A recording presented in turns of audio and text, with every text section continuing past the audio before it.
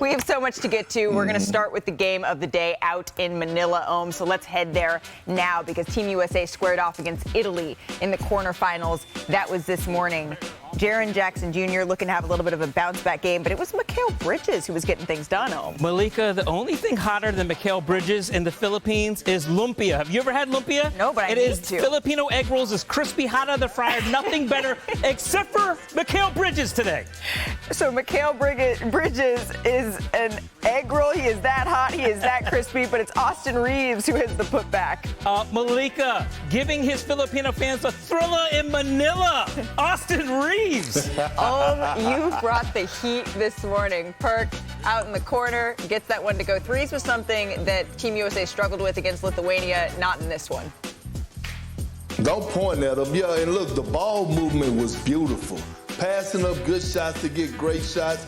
We see good screens, drawing two, mid-range jumper in his bag like he had what? Fries at the bottom. Fries at the bottom or lumpia if you're in Manila. And the good thing is they didn't need Perk today in the paint to bang with the big guys like they did in their last game when they had to deal with size. They did not have any problems with size today. Well, Mikal Bridges, he ends up having a game-high 24 points in this one, but that may have been the play of the game right there. Ooh, Tyrese Halliburton between the legs throws it up to Paolo Banchero, who puts an exclamation mark on this win. The USA wins it 100-63 to advance to the semifinals. Okay, I'm here with Mikal Bridges, who had a spectacular game against Italy tonight. Mikal, this is a type of performance that has Team USA as the favorite. You guys came in with a completely different attitude than you had been the last few games. What was the mindset of the team coming in to change things tonight? Just to play aggressive, man, from the jump. You know, I think we just lacked in the beginning of the games and not, the starters not bringing that. And that's what we did today because we know what the bench does. So just playing hard for the whole 40, not waiting towards the end and, bring that energy from the jump. Yeah, well, you were a big part of that. We saw this last NBA season, your development as an offensive player. Yeah. We saw the Mikal Bridges offensive package tonight, jumpers, driving, slashing, spot-ups. Did you feel like this was a game you needed to deploy that offensive skill? No, not really, man. Just being in the right spot. I think my teammates just finding me. That's really it. Ant, I think it's big for Ant because, Ant can get 30 out here every time. And, he was finding guys tonight. And it's just, he's helping the team out. I don't think he really understand that yet. But, he's just finding guys and everybody just playing off each other. And I was just just being ready at all times. Mikal, two things I didn't expect to see on the bingo card tonight. Mikal Bridges taunting technical, maybe to your guy Ricardo on the Italian bench, and a Mikal Bridges heat check. How about that for tonight's game? Oh, I mean, it was great. Yeah, I knew I should have done it. I knew I might have got a tech. I was in the zone a little bit, but yeah, man. Just like I said, my guys finding me. That's the biggest thing, and I think they understood it.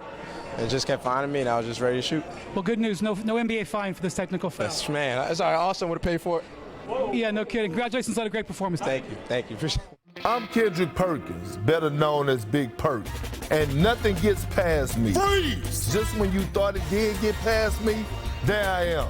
I spy a problem. I spy it all. Carry the hell on.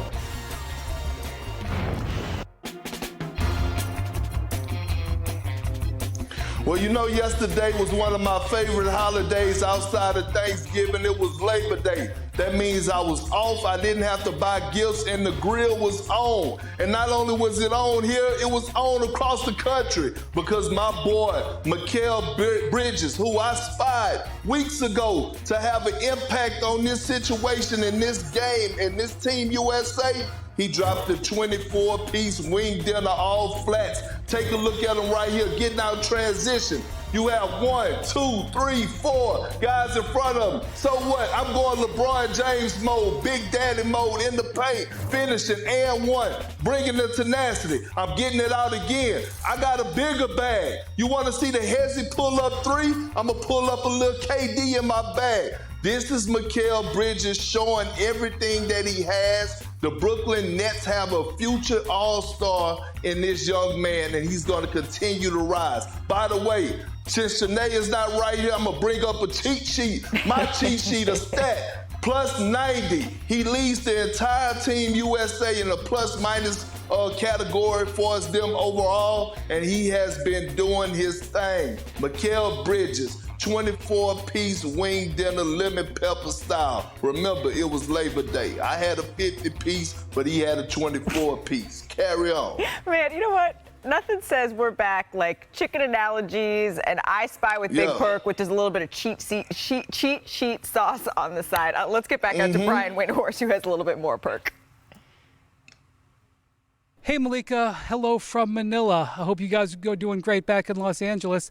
So what we had tonight was the type of performance that Team USA really needed after that game against Lithuania. You know, that game against Lithuania almost paid off in a strange way because it really put them into a different mindset that they needed for this game. And you could tell that it was Mikal Bridges who really led it. Now, the reason that Kevin Durant got traded last year was because the Brooklyn Nets wanted Mikal Bridges so badly. That's what got them to that point. And the reason they wanted him so badly was because he was more than just a 3-and-D guy by the time he got to that point in his career.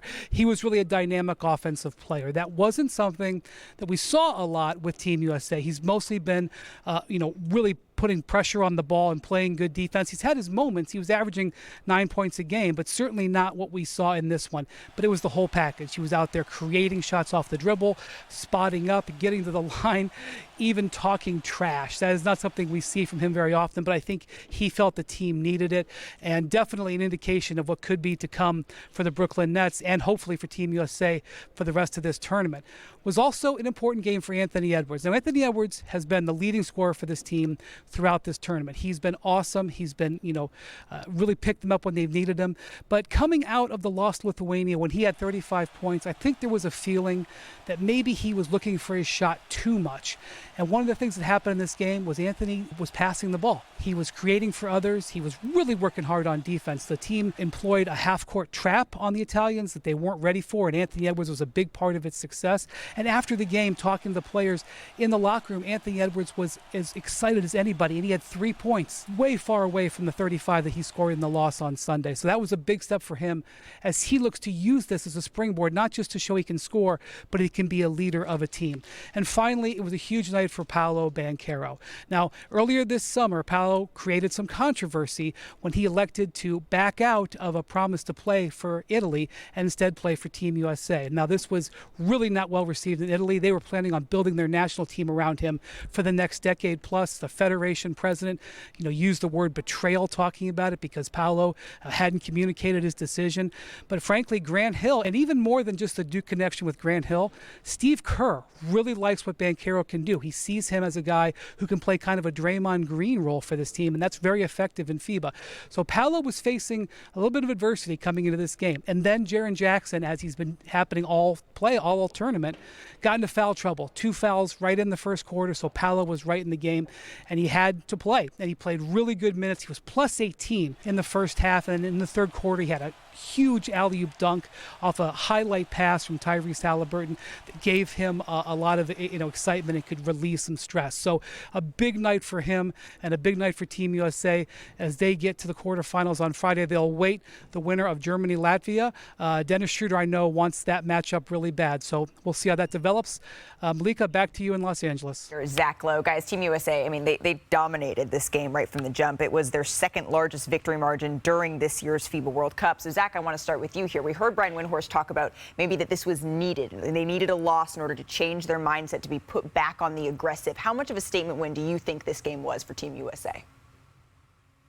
It was a nice win, but it's a game that Team USA should win and should win comfortably. And by the way, they've won every game pretty comfortably except the game they lost to Lithuania. 5-1 with a scoring margin of about 25 a game. That's kind of what you expect in 2023 from a Team USA group that doesn't have the A-plus NBA roster, at least not yet. And this is a good, solid team. Lithuania made every three. Italy today missed every three. Italy didn't have the kind of size Lithuania did to punish the Team USA's lack of size, particularly when Jaren Jackson Jr. was in foul trouble, which Jaren Jackson Jr. is just always in foul trouble in this World Cup. It was a nice win. Mikal Bridges was great. Anthony Edwards' passing was great. And if I'm the Pacers and a Pacers fan, I love everything I've seen from Tyrese Halliburton this entire World Cup. That dude is ready to make a leap, and Brian nailed it. Banchero, as our backup center, has been fantastic on both ends of the floor. If I'm a Magic fan, I'm super excited by what he's done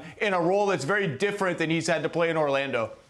Zach, if I'm a Nets fan, I'm rejoicing at what I see from Mikal Bridges. I mean, that guy looks like he could develop into an ace, an alpha guy. But listen, Lithuania punked USA. They exposed a lot of the flaws for this team, the size, the physicality. And in a way, I think this is kind of a blessing in disguise for Steve Kerr that they were able to afford a loss to Lithuania, end up in that side of the bracket where they don't have to face Serbia, they don't have to face Canada, they don't have to face Luka and Slovenia right off the bat on that side to get to the championship game. And it served as a wake-up call. We needed to see how these guys were going to respond to how they were basically punked by Lithuania. They responded, and I think this team is growing. Like Wendy said, with Anthony Edwards, that is a growing moment for him. If I'm a Minnesota Timberwolves fan and I see that, I like what I see a lot. I think that's the maturity of a young starter we're seeing in front of us. Thanks for watching ESPN on YouTube. For live streaming, sports, and premium content, subscribe to ESPN+.